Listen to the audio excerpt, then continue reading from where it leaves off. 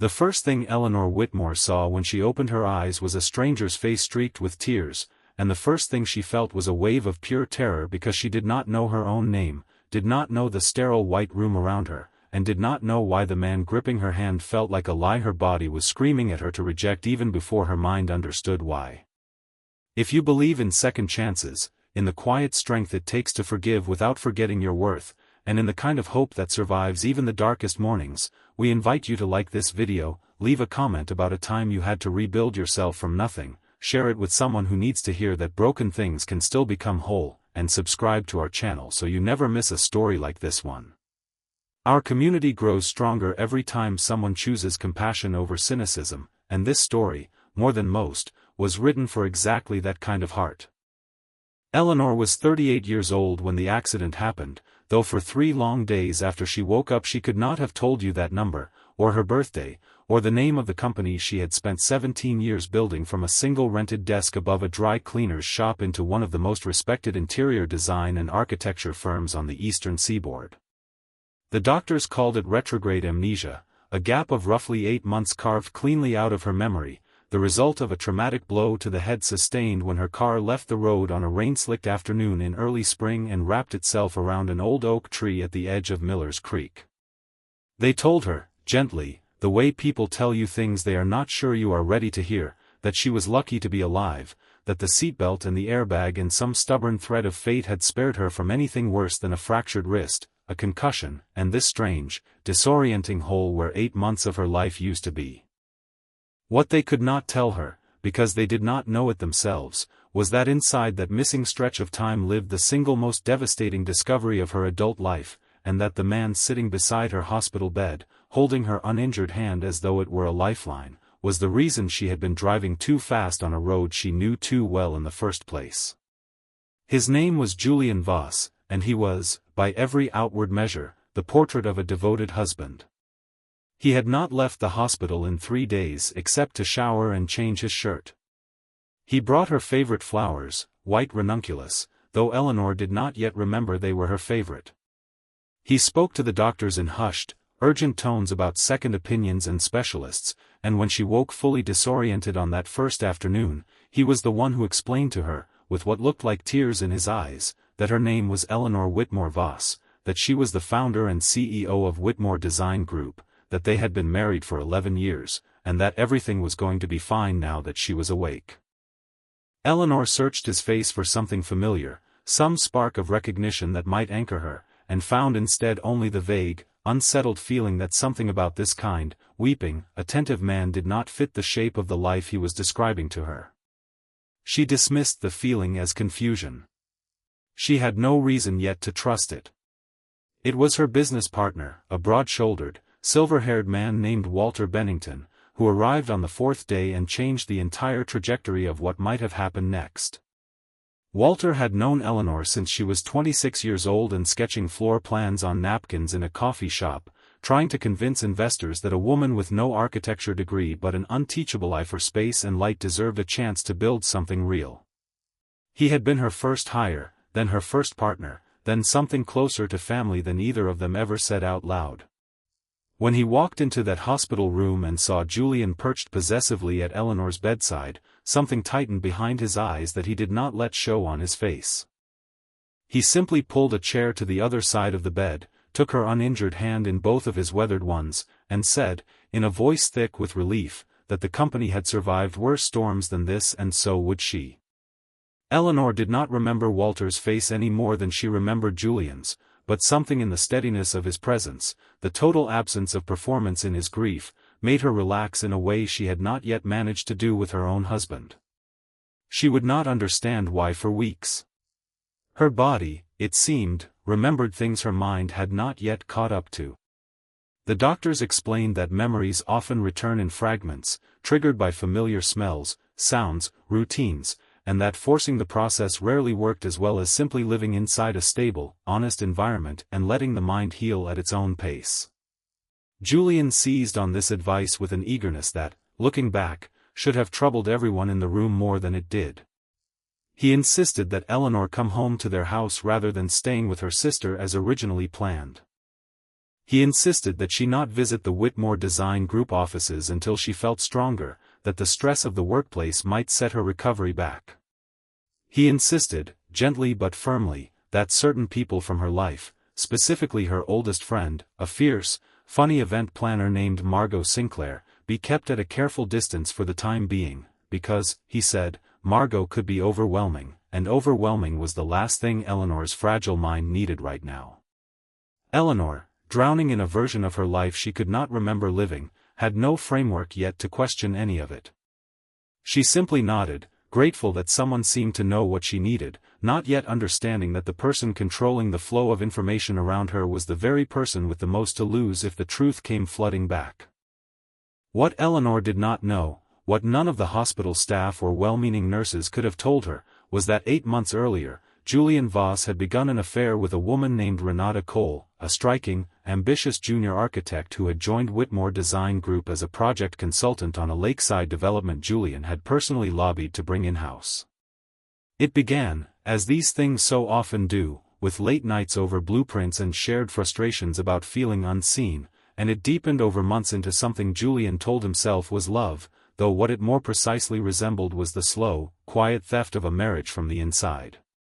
Eleanor had suspected something for weeks before the accident, small inconsistencies that gathered like storm clouds, a hotel receipt from a city Julian claimed never to have visited, a perfume that was not hers lingering on a jacket he swore he'd only worn to the office, a new habit of turning his phone screen down the moment she entered a room. On the afternoon of the crash, she had received, quite by accident, a photograph forwarded to her by a mutual friend who did not realize what she was sending, an image of Julian and Renata laughing together over lunch at a restaurant 40 minutes outside the city, their hands intertwined on the white tablecloth in a way that left no room for innocent explanation. Eleanor had been driving to confront him at a job site when the rain thickened in her hands, shaking with a grief she had not yet allowed herself to name, lost their grip on the wheel a half-second too late. All of that lived now in the 8-month gap, sealed away as though it had never happened, and Julian understood with a cold, calculating clarity that he had been handed an extraordinary and terrible gift. His wife did not remember his betrayal. She did not remember the photograph, the accusations she had begun to form in her mind, the divorce attorney's business card she had tucked into her wallet just 2 days before the crash. She looked at him now with the same confused, searching trust a child gives a parent, and Julian, rather than confessing and asking for forgiveness he almost certainly did not deserve, made a decision in the quiet of that hospital corridor that would define the rest of the story. He decided to keep the truth buried, to rebuild the marriage on a foundation of silence, and, more dangerously still, to use this window of vulnerability to tighten his grip on Whitmore Design Group, a company that, on paper, was still entirely Eleanor's, but which Julian had spent the better part of 2 years quietly maneuvering himself into controlling through a series of consulting agreements, board appointments, and financial arrangements Eleanor had signed while trusting him completely. The weeks that followed unfolded with a kind of gentle, suffocating precision. Julian brought Eleanor home to a house she did not recognize, though she smiled and said all the right things because everyone around her seemed to expect gratitude, and gratitude was easier to perform than the disorientation she actually felt. He filled her days with soft routines, breakfast on the sunlit patio, short walks through their neighborhood, quiet evenings with old photo albums he curated carefully, skipping certain pages, certain years, certain people. He spoke often and warmly about their marriage, painting a picture of 11 devoted years that bore only a passing resemblance to the truth, and Eleanor, hungry for any anchor in the storm of her missing memory, absorbed every word as gospel. When Margot called, and she called often, leaving voicemails that grew increasingly desperate in tone, Julian intercepted the calls under the guise of protecting his wife's recovery, telling Eleanor only that her friend was processing the accident in her own dramatic way, and would reach out when she was calmer. It was a small, deniable cruelty, the kind that leaves no fingerprints, and it worked exactly as Julian intended. Eleanor's world shrank to the size of the rooms Julian allowed her to occupy, and for a while, she mistook that shrinking for safety. But the human mind, even a wounded one, is a stubborn and honest thing, and it does not stay silent forever. 3 weeks into her recovery, Eleanor insisted, over Julian's gentle objections, on visiting the Whitmore Design Group offices, driven by a restlessness she could not name, a sense that some essential piece of herself was waiting for her there and nowhere else. Walter met her in the lobby with an expression of such profound relief that Eleanor found herself blinking back unexpected tears. He walked her through the open, sunlit workspace, past drafting tables scattered with blueprints and fabric swatches, past the wall of framed photographs documenting 17 years of completed projects, museums, boutique hotels, community centers, private residences that had once been empty lots and were now, because of choices Eleanor herself had made, places where people lived and gathered and built lives. She did not remember designing any of it, not consciously, but her hands moved instinctively toward a drafting pencil on a nearby table, and something in her chest loosened, as though her body recognized home even where her memory could not. Walter watched her with quiet wonder and said, in a voice rough with feeling, that this was the first time in 3 weeks he had seen her look like herself. It was during this visit that Eleanor first noticed the strangeness surrounding Julian's role in the company. She found his name on documents in the executive suite, consulting agreements, a seat on the board of directors, financial disbursements that seemed disproportionate to any role she could identify for him in the actual creative or operational work of the firm. When she asked Walter about it, carefully, testing the waters of a question she did not yet fully understand, Walter's jaw tightened in a way that told her more than his measured words did.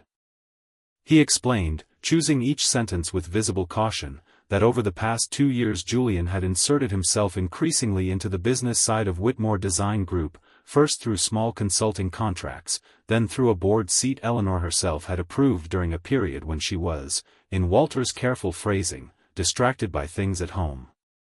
Eleanor pressed for more, and Walter, torn between protecting his oldest friend and protecting the company they had built together, finally admitted that in the weeks before the accident, Eleanor had scheduled a private meeting with the firm's attorney, a meeting whose agenda no one but Eleanor herself had known, and which had never taken place because of the crash. Whatever she had intended to do, Walter said gently, she had clearly intended to do it alone, and quickly. That single piece of information lodged itself in Eleanor like a splinter, small but impossible to ignore, and over the following days she found herself watching Julian with a new and uncomfortable attentiveness. She noticed how quickly he changed the subject whenever she mentioned the office. She noticed how he framed every conversation about the company in terms of our decisions and our future, despite having no formal creative role in it whatsoever. She noticed, too, a woman's name that surfaced once in an email left open on the shared home computer, Renata Cole, attached to a project timeline that seemed to require an unusual amount of correspondence between Julian and a junior consultant who, by all accounts, should have been reporting to Walter or to the project lead, not to Eleanor's husband. Eleanor did not yet have the full picture, but something ancient and instinctive in her, some wordless intelligence that predated conscious memory, began sounding a low, persistent alarm. The turning point came on an ordinary Tuesday afternoon in late June, under a sky so aggressively blue it seemed almost mocking in its cheerfulness. Eleanor had driven, against Julian's wishes, to the lakeside development site where the mixed-use community center project was nearing completion, a project she still could not consciously remember designing but which, when she stood at its threshold and looked up at the soaring timber frame ceiling and the wall of windows she had specified to catch the afternoon light exactly this way, felt as intimately hers as her own hands. She had come to walk the site alone, to reconnect with the part of herself that felt most solid, and she was standing in the unfinished lobby, sunlight pouring gold across the concrete floor, when she heard Julian's voice drifting from the site office around the corner, low and intimate in a register she had never once heard him use with her since the accident. She followed the sound instinctively, and there, through a half-open door, she saw her husband standing very close to a woman with dark hair and a confident, easy posture, his hand resting on the small of her back in a gesture so casually intimate it could not have been anything but long practice. The woman was laughing at something Julian had said, and Julian was looking at her with an unguarded warmth Eleanor realized, with a sickening lurch, he had not once directed toward her since she woke up in that hospital bed. She did not scream. She did not confront them in that moment. She simply stood frozen in the doorway, and it was in that frozen, sunlit instant that the dam holding back 8 months of memory finally, catastrophically broke. It came back not gently but all at once, a violent flood of images and feelings, the hotel receipt, the perfume, the photograph on her phone, the tears she had cried alone in her car on a rain-soaked road, the terror of losing control of the wheel, the sickening understanding that the man she had built a life beside had been quietly, methodically betraying her for the better part of a year. Eleanor pressed a hand against the doorframe to steady herself as the room seemed to tilt, and in that moment Julian turned and saw her standing there, and the color drained from his face so completely that Renata Cole, following his gaze, went instantly, guiltily silent. What followed was not a screaming match, not the dramatic confrontation a lesser story might have reached for, because Eleanor Whitmore, even shattered and reeling, was not a woman who dealt in spectacle. She simply looked at her husband for a long, terrible moment, long enough for him to understand with total certainty that she remembered everything, and then she turned and walked back out into the June sunlight, got into her car, and drove, carefully this time, back to the offices of Whitmore Design Group, because if there was one truth that had survived the crash intact, buried beneath 8 months of manufactured amnesia and manipulation, it was that this company, this life's work built with her own 2 hands from nothing, belonged to her, and she was done letting anyone, husband or otherwise, quietly take it from her while she wasn't looking.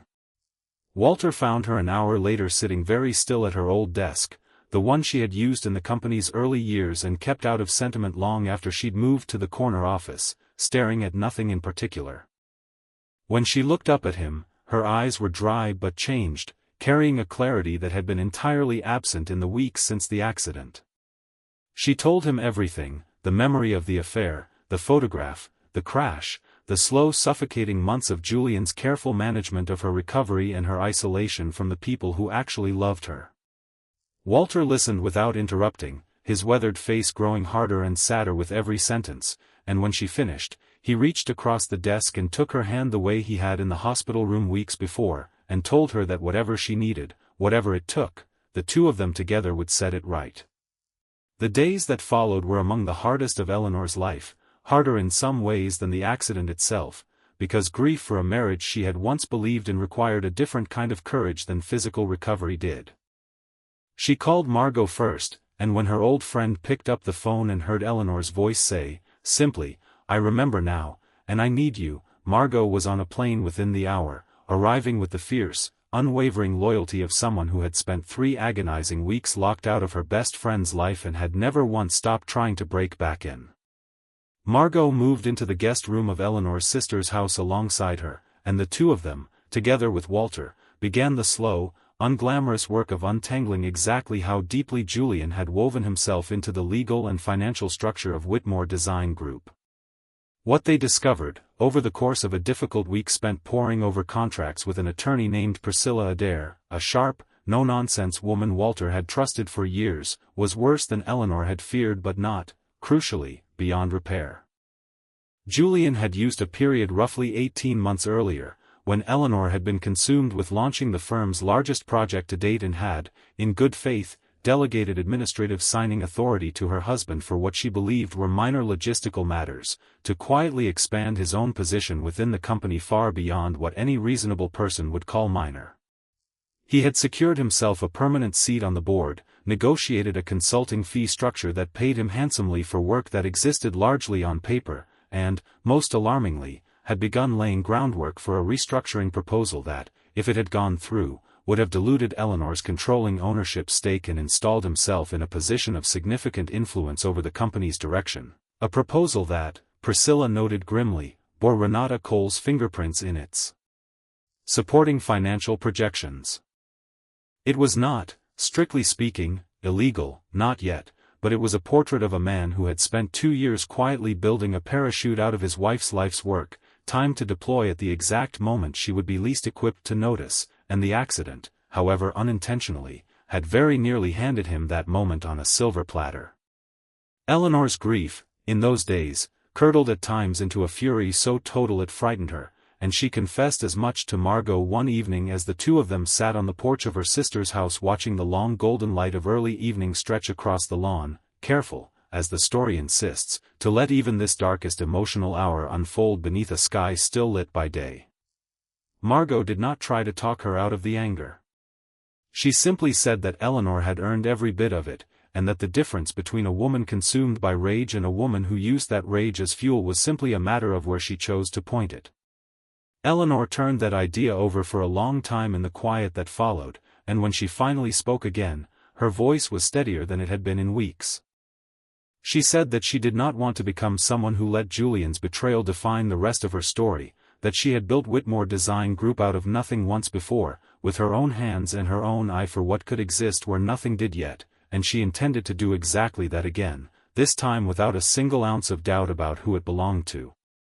The confrontation with Julian, when it finally came, took place not in a lawyer's office or a courtroom but in the sunlit lobby of the community center project itself, the same space where Eleanor's memory had returned, because Walter had suggested, with the instinct of a man who understood symbolism mattered, that Eleanor deserved to reclaim that space rather than avoid it. Julian arrived looking smaller than Eleanor remembered him, diminished in some fundamental way now that the careful architecture of his lies had collapsed. He tried, in the opening moments, to apologize, and Eleanor let him, standing quietly with her arms crossed as he stumbled through explanations about loneliness and feeling overshadowed by her success and never meaning for things to go as far as they had, and when he finished, she told him, in a voice that did not shake, that she believed some part of what he was saying might even be true, that people are rarely simple villains and their failures rarely come from nowhere, but that none of it changed what he had done, and none of it entitled him to a single share of the company she had built while he was busy building his affair. She told him that Priscilla Adair had already begun the process of unwinding every improper agreement he had inserted himself into, that his board seat would be dissolved at the next shareholder meeting, and that she expected him to sign the divorce papers Margot had already drawn up, without further delay or further games. Julian, to his limited credit, did not fight her. Perhaps he understood, in that sunlit lobby, that the woman standing in front of him bore no resemblance to the confused, grateful patient he had spent 3 weeks quietly managing, and that whatever leverage her amnesia had briefly given him was gone now, and gone for good. The months that followed were not free of pain, because real healing rarely is, but they were full of a kind of forward motion that Eleanor found, somewhat to her own surprise, deeply restorative.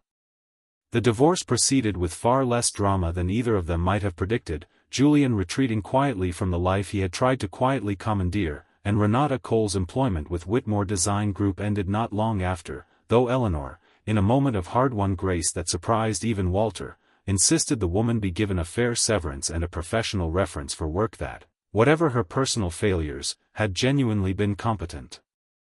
When Walter questioned the kindness of the gesture, Eleanor told him that she did not need to be cruel to prove she had been wronged, that the whole point of rebuilding her life was to build it on something better than the bitterness Julian had planted in it, and Walter, listening to her say this with the same steady clarity that had first drawn him to hire a 26-year-old with nothing but napkin sketches and unshakable conviction, felt something in his chest swell with a pride that had nothing to do with the company at all. Eleanor threw herself back into the work with the same fierce, focused energy that had built the firm in the first place, though she was careful, this time, to build differently. She restructured the board with Priscilla's help to ensure no single outside party could ever again quietly accumulate the kind of influence Julian had. She promoted a young designer named Theodore Ashby, whose quiet talent had gone chronically underappreciated during the chaotic months of her recovery, and she made a point, every week without fail, of walking the floor of the studio and talking with the junior staff, the drafters and interns whose names, she realized with some shame, she had let herself forget while consumed with the demands of growth. Margot, watching her friend rebuild not just a company but an entire way of moving through the world, told her one afternoon over coffee that the accident, terrible as it had been, seemed almost to have burned away every part of Eleanor that had learned to make herself smaller for other people's comfort, and Eleanor, considering this, found she could not entirely disagree. There was, too, a quieter, more personal reckoning that took longer to arrive at than the professional one, and it came in the form of forgiveness, though not the kind that meant welcoming Julian back into her life. It arrived instead one bright autumn morning nearly a year after the crash, when Eleanor stood in the finished, fully occupied community center, watching sunlight pour through the windows she had designed to catch exactly this light, watching children run laughing across the lobby floor toward the reading room she had insisted on including even when the budget consultants argued it was an unnecessary expense, and she felt, for the first time since waking up in that hospital bed, a wholeness that had nothing to do with anyone else's presence or absence in her life. She understood, standing there, that she had spent 11 years measuring parts of her worth by a marriage that had been quietly hollow long before she ever lost her memory of its ending, and that the crash, for all its violence, had inadvertently given her the clean, brutal clarity to see that hollowness and choose, finally, to build something sturdier in its place. Forgiveness, she realized, was not a gift she owed Julian. It was a gift she owed herself, the permission to stop carrying the weight of a betrayal that was never hers to hold, and to walk forward into a life she had built and rebuilt with her own hands, unshackled from the smallness someone else had tried to fold her into. If this story touched your heart, please like this video, leave a meaningful comment, share it with someone who needs to hear that a broken beginning does not have to write the ending, and subscribe to our channel so you never miss another emotional journey like this one. Before we close this chapter together, we would love to know, in your own words, what forgiveness and second chances mean to you, and whether you believe, as Eleanor came to believe, that sometimes the hardest seasons of our lives are the very ones that teach us who we really are underneath everything we thought we needed. Your comments mean more to our community than you know, and every story we shape together grows richer because of the wisdom you bring to it. By the following spring, exactly 1 year after the accident that had so nearly cost Eleanor everything she had built, Whitmore Design Group broke ground on its most ambitious project yet, a public arts campus in the heart of the city, funded in part by a foundation Eleanor had quietly established in her own name, dedicated to mentoring young women pursuing careers in architecture and design without the family connections or capital so many of their peers took for granted. At the groundbreaking ceremony, held on a clear, generous afternoon beneath a sky the same aggressive, cheerful blue as the day her memory had returned, Eleanor stood at a small podium with Walter on one side of her and Margot on the other, her sister and a small crowd of staff and city officials gathered on the lawn before her, and she told them, in a voice that did not once waver, that the building behind her had been designed by a version of herself who had once forgotten who she was, and had chosen, piece by piece, memory by memory, decision by decision, to remember. She said that she used to believe her company was the thing she had built, but she understood now that the truer thing she had built, through every hardship and every betrayal and every long, uncertain morning of not knowing her own name, was herself, and that this, more than any building or any boardroom, was the legacy she intended to leave behind. As the small crowd applauded and the spring sunlight fell warm and unbroken across the lawn, Eleanor Whitmore closed her eyes for just a moment, breathing in the particular, hard-won peace of a woman who had lost everything once and, in losing it, had finally learned exactly what she was capable of rebuilding, and the story of who she had been before the crash quietly, gracefully, made room for the story of who she had chosen, in the daylight, to become.